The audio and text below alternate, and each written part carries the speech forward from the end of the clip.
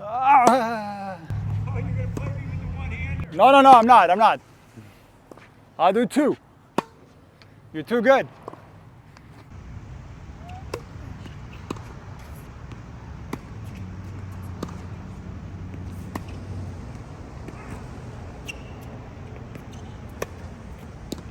So remember the first session we had, we talked about like engaging the body on the forehand? Yeah.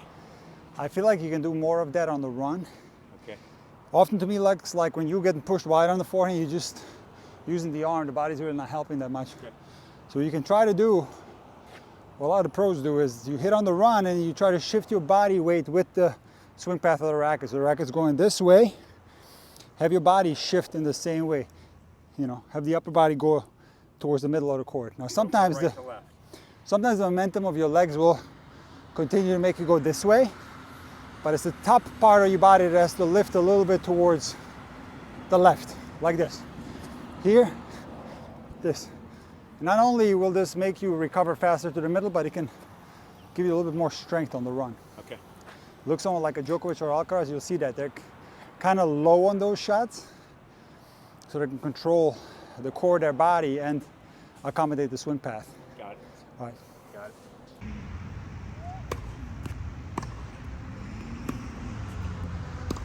Better.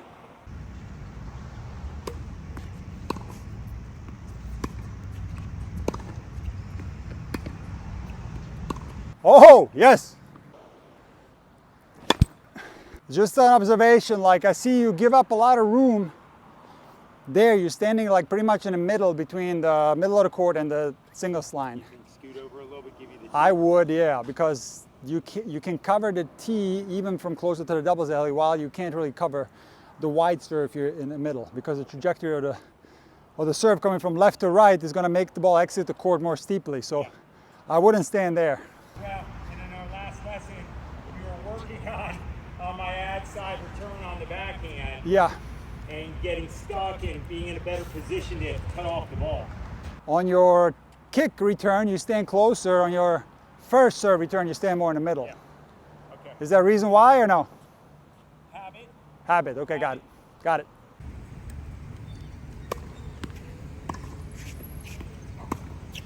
Do more. Go again. Backhand return. Do a little more with it. Second serve. So much better. Nice.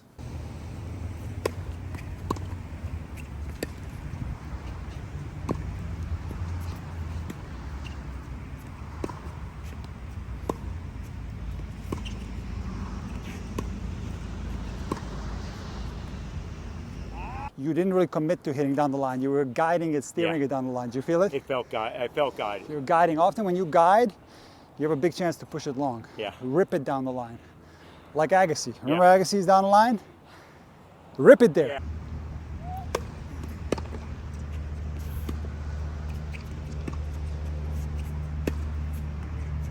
What do you think your ratio is, slice versus hitting a two-handed backhand? Well, that's a good question. So this is what you know. It started when I started training for national grass courts. Got it. Because, you know, when I did that, I switched probably 70 drive to 70 slice. Got it. This is a couple years ago. Got it. And then because I've been teaching so much, Yes. I'm doing a lot with the one-hander. So then when I actually go out and I play matches that are my level and above, Yeah. then I tend to go to the slice when I used to go to the two-hander more often. Got it. I want to go back to probably 70 to 80% drive, 20% slice. Unless, of course, it gives someone fits. Sure. But like, for example, that last one that you hit just was a little too soft. Okay. And I was able to set and hit the forehand comfortably. So maybe hit it a little bit more aggressive, the slice. Like accelerate across it a little more, keep it more zippy, keep the ball lower to the ground, overall a little bit more pace so that there's a little bit more bite on it. Okay. So that the slice can't be attacked. Gotcha.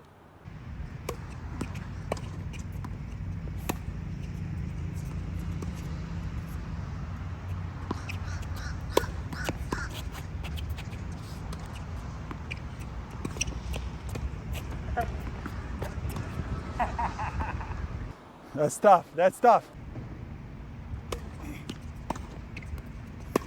Yeah. Do you remember when we talked about like going hard through the middle? Yeah.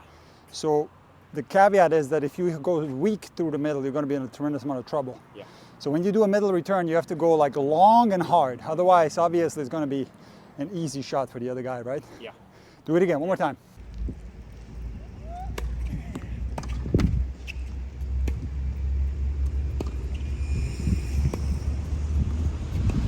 Oh no!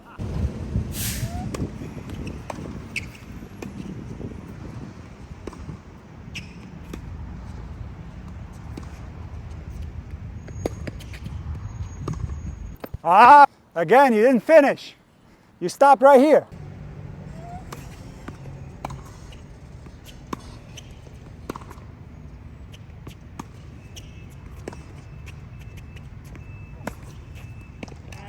It's just too high and too weak, right? I don't mind high, but put more spin on it.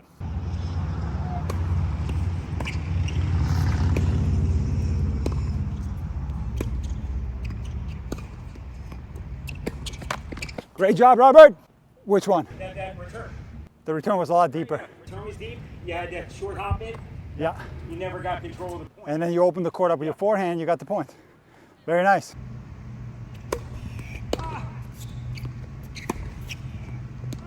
On a hard first serve, remember we talked about this last time, like very little take back, very little turn.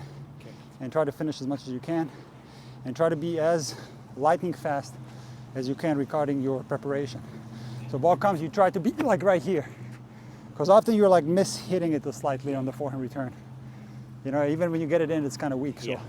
when you connect right, you'll be able to redirect all the serve power. Okay. It'll feel really good. Try it again.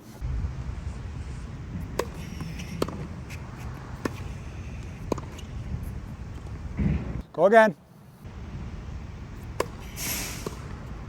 I would never try to run around the forehand to hit a backhand on a first serve because you're bound to get jammed because the ball has a leftward trajectory from my perspective. Yeah. It goes straight into your body.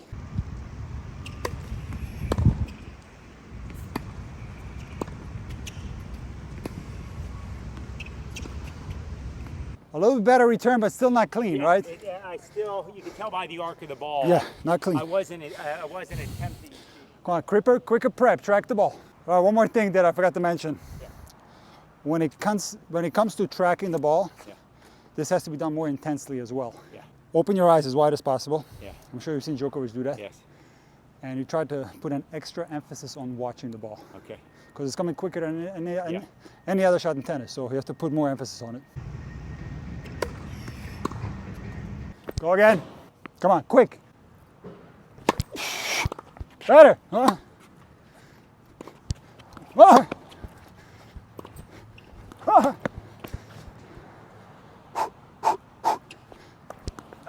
Oh, that was a great return, but I think the serve was long. Yeah.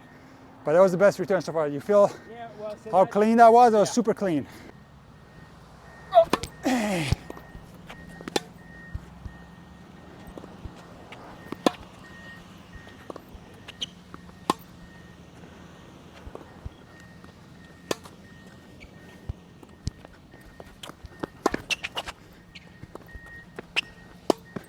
Go, go, go, go.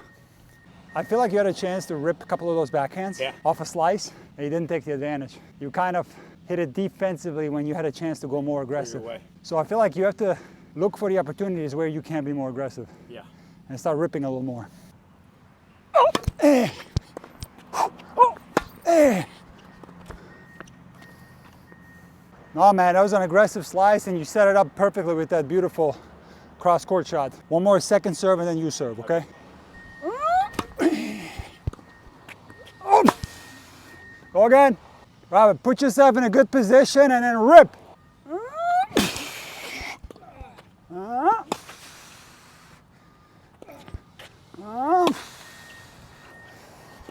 Yes!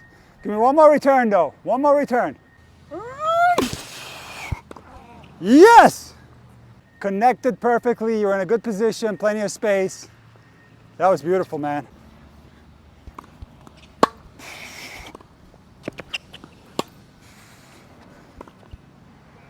Shot selection was poor, right? Yeah, go cross court.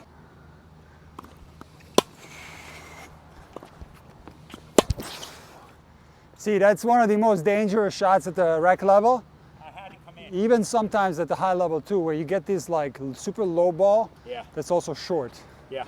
So you actually did pretty decent job, Yeah. but what I find in these type of balls is the better to go cross court. Even though you are going to the forehand, I feel like you can find that angle a little bit better. You can shape the ball Yeah. off the court more. Where if you go down the line, often it has a tendency to sit up. The question is, could you have done that with the one-hander? No, probably not. Go again, Saber. Clean winner on the serve volley. You know what it was? What? I don't know if the ball was dead, but that serve didn't really penetrate through. Because it looked like you were out in front of it. Yeah, I felt like I had plenty of time to hit the return. Okay. Ace!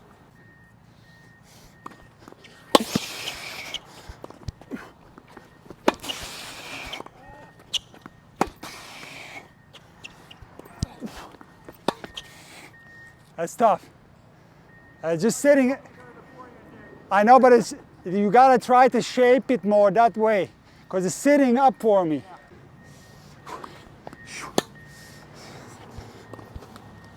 What do you think? Do you think that was like low percentage, or do you feel like you had a pretty good look at the down the line? I mean, I had it, but to get what I needed to do, I had to fall off the shot.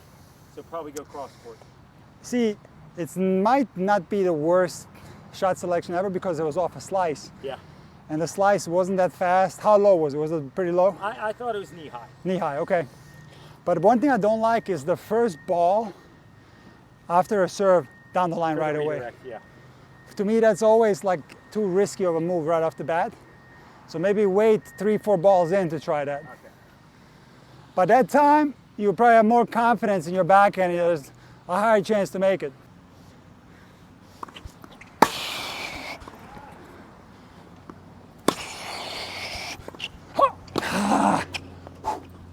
Yes, Robert, nice. Way to make me hit a low volley. That was excellent. Yes! Robert, great job, man. You played well. I think the return still can improve a little bit. Yeah, it does. Second serve return, since our session, I feel like you are hitting it better. The intention is better. You're still like not connecting 100% clean. Yeah.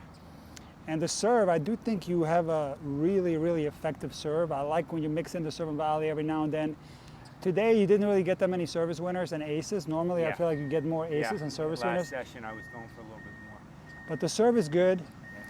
The one thing that stands out for me is giving the other guy kind of a dead sitter ball without anything on it. I do feel like you sometimes give too many of those. So somebody that's like a little bit stronger, more aggressive player is going to put you in a lot of trouble when you just give them a sitter ball like that. So especially on the run on the forehand, you have to utilize your body more to accommodate the swing path, and even on the backhand rally shots, commit more to hitting. I'm not talking about winners necessarily, but just a little bit stronger ball so you can keep the rally neutral or put it a little bit in your advantage.